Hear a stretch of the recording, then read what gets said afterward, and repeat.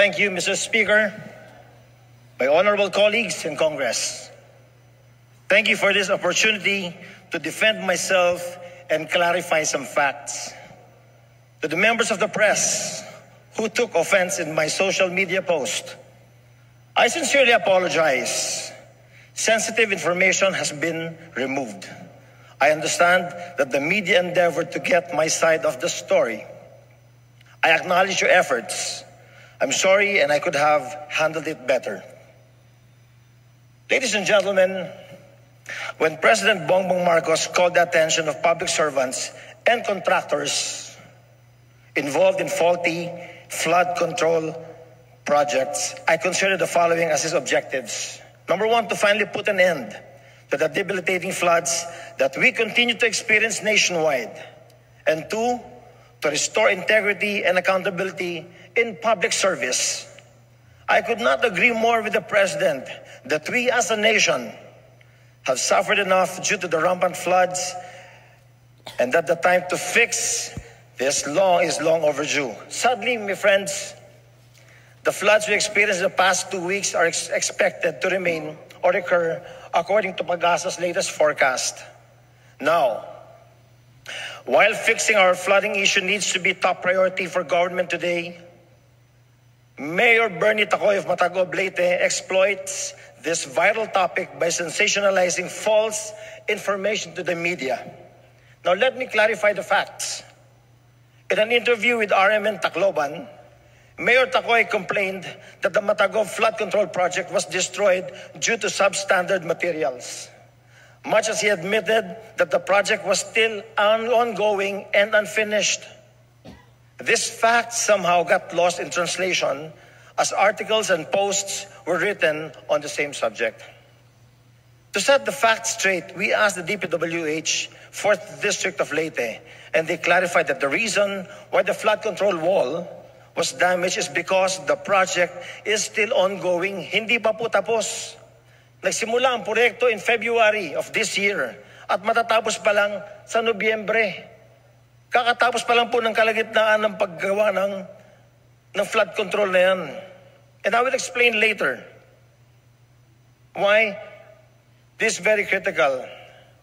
But second, Mayor Tacoy complained that the LGU was not consulted. This is very misleading because with DPWH projects, ladies and gentlemen, the agency is required to coordinate and inform the LGU. Kaya nga po makikita nyo sa picture na yan, no? Sinasabi niya hindi rin nakipag-coordinate ang DPWH. Pero in January 16, ayan, may coordination meeting sila. Andiyan pa yung grid coordinates para malaman niya exactly kung yan nga ba yung opisina nitong Mayor Tacoy na ito. He complained in an exchange with local press that the DPWH did not get a building permit. Now, we asked the DPWH and they said that the building permits are not required for buildings. These are required for buildings only, pero hindi po ito building. Flood control po ito. There is no need for an occupancy permit because no one lives in a flood control project. What is needed, though, is a certificate of non-coverage from the DENR, which was procured months prior to the start of the project, September of 2024. Nagsimula ang proyekto in February of 2025. Now let's look at exactly what happened during last week's heavy rains that caused a portion of the flood control walls to fall. Noong August 25 po, napakalakas ho ng ulan. In fact, yung DILG kinansel ang trabaho, kinansel ang eskwela. Napakalakas ng ulan, bumaha ng gusto sa Mataguub. Dahil ang Mataguub, napapaligiran po yan ng dam at yan po ang naging catch basin ng distrito namin. And again, yun ang nag-cause na nasira ang flood control kasi nga, hindi pa tapos, hindi pa completed ang project. Now we ask, what was that portion that was not yet finished? When we searched for answers, we found that a certain element, ang tawag po na doon ay lock. Lock was the portion missing. Para sa ating mga hindi engineer, itong tinatawag nilang lock ay yung parte ng flood wall na lumalaban sa lakas ng presyo ng tubig. With this element still missing, kasi nga hindi pa tapos yung project, the walls were still not fortified as per plan to withstand expected water pressure. In Leyte, we have the so-called Hibulagnan Dam, situated in the municipality of Villabang, katabi ito ng Matagob, and it splits into two tributaries.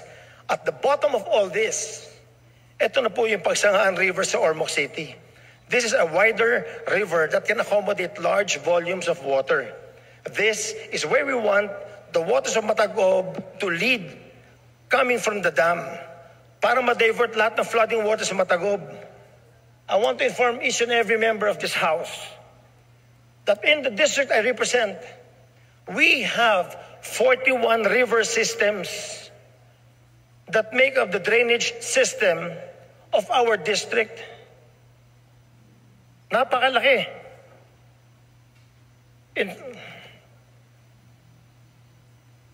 Now, a visit of the actual project is in question. We'll know the beginning and end of this 322-meter stretch of flood control wall. The subject portion is 25 meters that was damaged during the heavy rains. Tandaan po natin, hindi pa tapos ang proyekto nito at nakaschedule pa lang ito matapos by November 27. So let us all acquaint ourselves with this procedural document. Ang tawag po nila dito sa engineers at saka sa mga arkitekto ang punch list. Tinatanong natin, paano natin malaman na tapos na talaga ang proyekto? There is a checklist specific to a project that DPWH inspectors go through to make sure that projects are done per design. Each project should meet the requirements before being handed over to the LGU. And this process was faithfully done for all flood control projects in the 4th District of Leyte since 2022. I factually say none of the completed projects in my district have been damaged except for this one na ongoing at hindi pa tapos. And I invite anyone with any doubt about any anomalies in flood control projects in the district I represent to scrutinize the documents and actual projects. Moreover, the COA had already inspected this very project. Findings would be available from the DPWH or COA. If ever any verified anomalies surface, just in case, well, I would gladly face the issue. But until then, I highly recommend, especially to Mayor Tacoy of Matagob, to please exercise caution. The lack of accountability and integrity of some public servants and contractors have led to the burgeoning problem of persistent floods. Some, but not certainly all.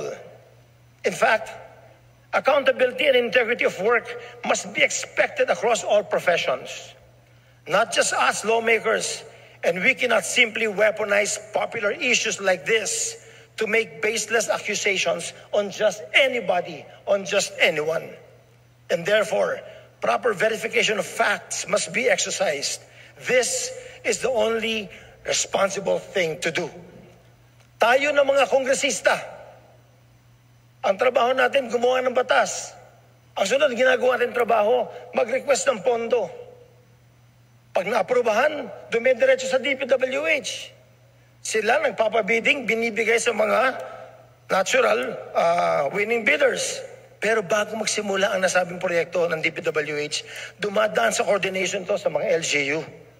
Kung saan gagawin ang proyekto at sinisigurong kumukuha ng necessary government documents for the purpose of constructing government projects.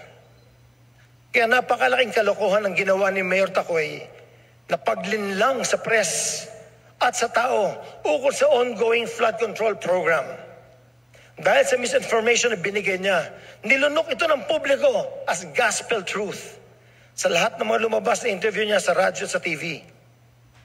Mga kaibigan, mga kasama sa gobyerno, huwag natin payagan na magwagi ang kasinungalingan at maling pagbibigay ng impormasyon.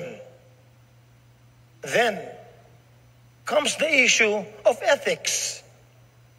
I looked up the meaning of ethics online and it says, ethics is a study of what is morally right and wrong, good and bad, involving systems of moral principles and values. It includes examining our values, principles, and purposes to determine how we should live and interact with others, ensuring fairness, respect for rights, and the minimization of harm.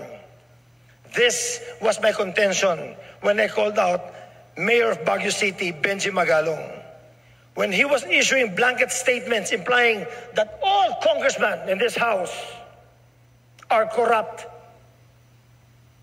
By all means, Mista, call out corruption.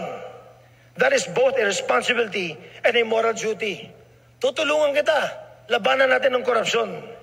But one must draw the line when it comes to generalization. It is responsible to make the fault of one. It is irresponsible to make the fault of one apply to all. Baliktad po natin ang lamesa. Kung merong corrupt na mayor, tama ba sabihin natin na lahat ng mayor ay corrupt din? Of course not. The answer is very elementary.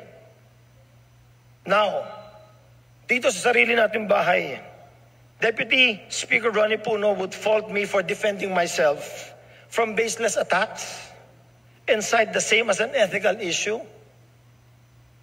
I've been asked about the statements of D.S. Puno. It is good that he touched on the issue of ethics. I agree. The House should step up and lead by example. In fact, this should have been done a long time ago. Let us go back to where this whole trouble started. Saan ba nagsimula ito? Saan ba ang punot dulo nito? Anomalous flood control program. Sa budget ng presidente, kinailangan pa niya mag-veto. Kasi nga hindi na reflective sa kanyang vision. Mabuti na rin na nanggaling kay D.S. Puno mismo ang issue ng ethics dahil gusto niya na isa lang sa Ethics Committee ang kapwa niya, kongresista. Mabuti siguro kung balikan natin ang punot dulo nitong buong kontrobersya na hinaharap natin. Itong flood control na inabuso ng iilan pero sinagasaan ng lahat. Huwag po nating lahatin. Kung may Ethics Committee man lang, isa lang din natin yung kumate ng budget. Huwag na natin simulan sa 2022. Kung gusto nyo kahit nung 2025 lang. The same standard should apply to all. Those sacred cows, you speak of ethics when one rises to defend his name from baseless allegations. All the more ethics should come into play when a whole institution is tarnished over the lack of accountability of some. Ladies and gentlemen, to end this privileged speech of mine, in 1991, thousands of people died in Ormoc because of a flash flood. 8,000 people perished in 45 minutes. But under our watch, we have gone to great lengths to ensure that all projects are not substandard and all are above board. Prior to 2010, bago kami umupo sa Congress, marami kami naabutan na tulay na walang sapa, na walang tubig sa ilalim, pero nilagyan na lang ng tulay. Dear colleagues, no less than the President of the Philippines has called out and exposed the issue on flood control. Alam naman natin, sa puso at isip natin ang punot dulo ng lahat ng ito. Nasa konsensya na ng bawat isa sa atin kung tayo ay naging bahagi ng lahat ng usaping ito. Daghang kayong salamat, Mr. Speaker. Magandang hapon po sa lahat.